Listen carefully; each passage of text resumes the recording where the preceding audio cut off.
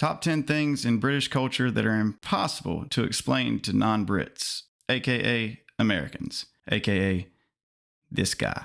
This video is from Watch Mojo UK, so let's check it out. I love to laugh. Toast, I've been meaning to talk to you. You're talking to me now. Yes. It's about the sense of humour issue. I have a terrific sense of humour. It's just very dry. Welcome to Watch Mojo UK, and today we're counting down our picks for the top 10 things in British culture impossible to explain to non-Brits. It's not quite nasal enough the way you're doing it, all right? You're not doing it the way he speaks. You're not doing it with the kind of... And you don't do the broken voice when he gets very emotional. That sound just like, God dang it, can't think of his name. I love that actor. He played in the Dark Knight trilogy and a ton of other movies. He played Alfred in the Batman movies. God, somebody help me out, man. I can't remember his freaking name, and I love that actor. Anyway, that's who he sounded like. Before we begin, we publish new content every day, so be sure to subscribe to our channel and ring the bell to get notified about our latest videos. For this list, we'll be looking at a few causes of cultural confusion that are unique to the small island we call home. What do you find weird about the UK? Let us know in the comments. Number 10. Marmite. Oh yeah, Marmite. I remember that being on another video I did. A dark brown savoury spread invented in the late 19th century and made from yeast extract sludge left over from brewing beer. Yeast extract sludge. Did that man just say sludge? And made from yeast extract sludge left over from brewing beer. Sounds yummy. Well, actually, it doesn't. But Marmite fans know the very real joy it can bring when spread thinly on hot buttered toast, with a fresh brewed cup of tea to balance out the salty flavour. It doesn't take long before new recruit Callum Howe finds another jar in a shocking state. Oh no. What's the matter? It's a baby one. Okay, don't panic. It's not been used in months. Not all Brits feel the same though, and Marmite is famously marketed as a polarising food that you either love or hate. It looks like used motor oil. Proper stuff is only manufactured in the UK in the Burton-on-Trent Marmite factory. It's been there since 1902 and produces roughly 50 million jars in a year. And no, Australia, Vegemite is not as good. I would actually try it on camera if somebody would send me some Marmite. Number 9. Public schools are private schools. What? Settle down. You'll often hear it said that our country is run by public school boys. However, this doesn't mean what it might in other parts of the world. It doesn't imply that these politicians went to state-funded institutions and pulled themselves up by their bootstraps. It suggests that they were born into extreme... Did he say the most prestigious fee paying? So why is it called public school? Here, public school is public school. I don't understand how they're calling it public school. Number 8. Insults are our love language. Oh, I know that. Al Murray loves America. Terms of affection and endearment are different the world over. In the UK, you know that someone feels comfortable around you if they insult you to your face. Or they might just be rude. They're not jokes as such, they're just little things to say. Yeah, it's probably fine in the hands of taxi drivers, or cockneys, or even Geordies. When you've lived here long enough, you'll learn to tell the difference. Sarcasm may be the law. Is that the show In-Betweeners? Geordies. When you've lived here long enough, you'll learn to tell the difference. Sarcasm may be the lowest form of wit, but it's also a great tool for masking social awkwardness.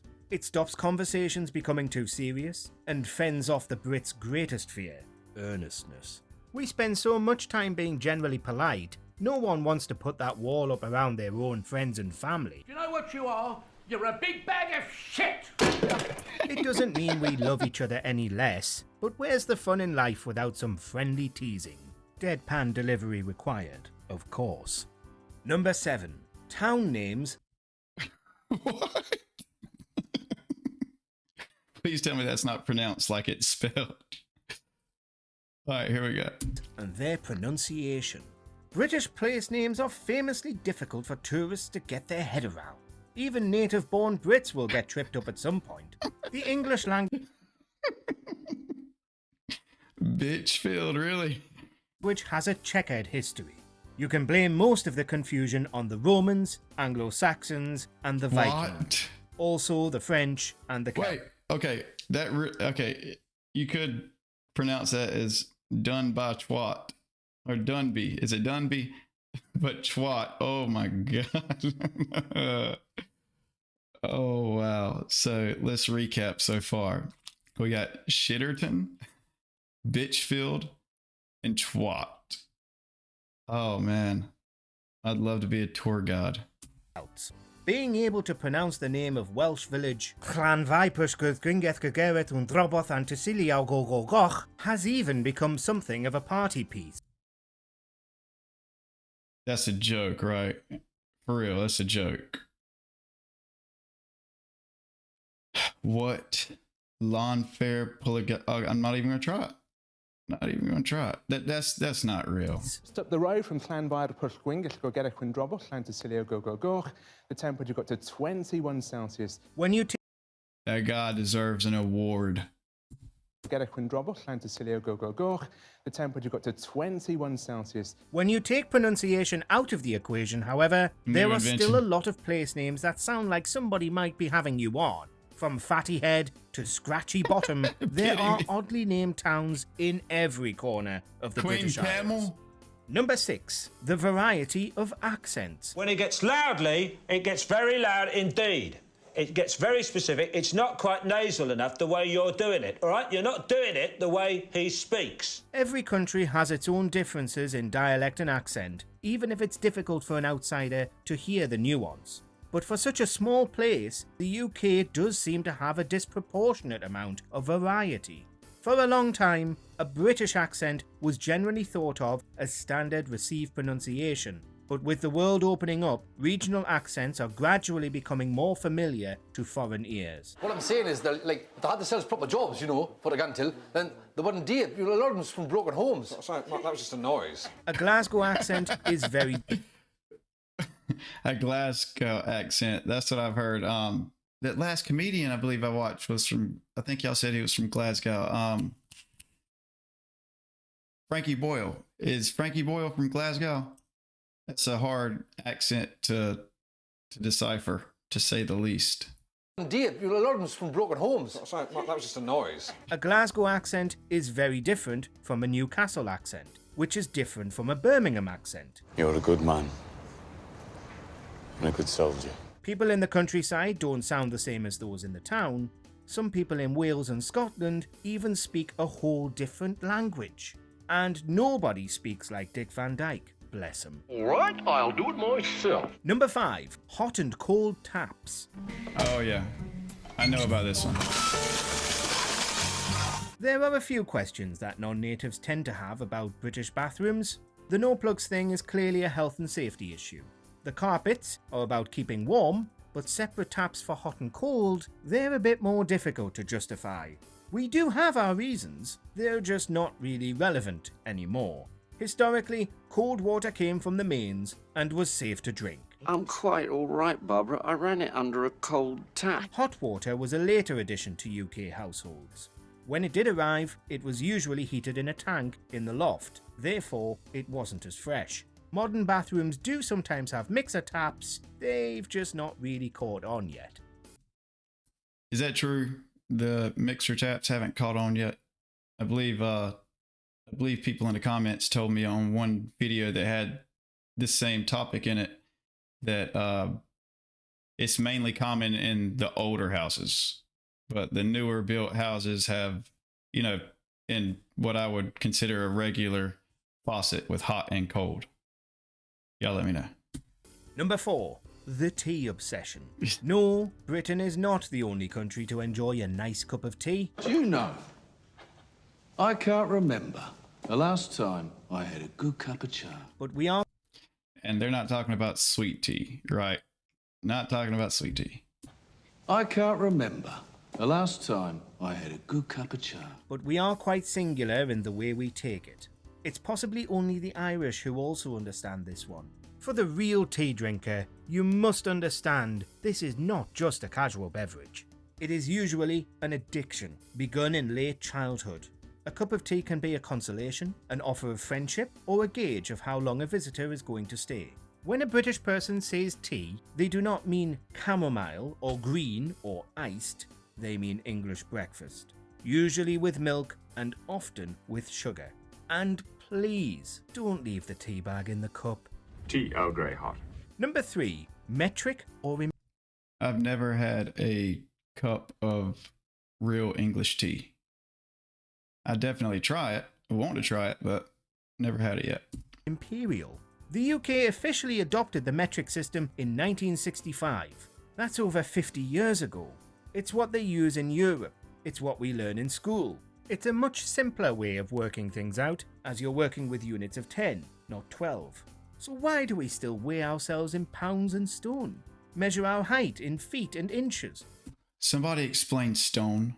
I've seen that in foreign MMA shows. They say the weight of the fighters by stones, like 8 stones or 7 stones. Somebody tell me the equivalent of 8 stones, or how many pounds 1 stone is, because I would really like to know. We still weigh ourselves in pounds and stone, measure our height in feet and inches, travel in miles, buy beer and milk in pints. The older generation will occasionally still tell you the temperature in Fahrenheit. Shouldn't we have acclimatized by now? No one under the age of 70 grew up under the imperial system. Good luck explaining this to anyone outside Britain, because it makes no sense at all. Number 2. Baked beans for breakfast. British food has never had a great reputation with the rest of the world. We traditionally choose hearty, comforting food, and that's okay. We need it in our climate. However, if there's one British dish that visitors really can't fathom, it's the humble beans on toast. Baked beans are a staple for the average Brit. Usually eaten as part of a fried breakfast or as a quick snacky tea, sometimes they're just what you need. They are eaten elsewhere in the world, but you'd be more likely to find them at a barbecue than on a breakfast table. No one else has taken this simple convenience food to their hearts quite like us. Yeah, I love baked beans. Good God, I love baked beans. But I have never, ever considered, not even entertained the idea of having baked beans, let alone baked beans on toast for breakfast. That's just weird in my book. But hey. Number 1. What is the country actually called?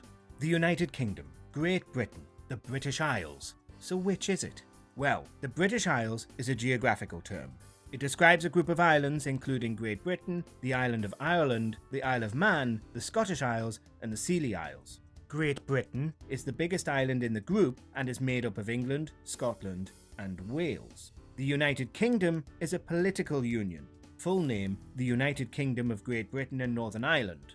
It includes England, Scotland, Wales, and Northern Ireland. The red, white, and blue flag is the Union flag, or Union Jack, and is composed of flags from England, Scotland, and Northern Ireland, but not Wales. Got it? The only reason I got that is because a ton of you guys explained that to me in a previous video.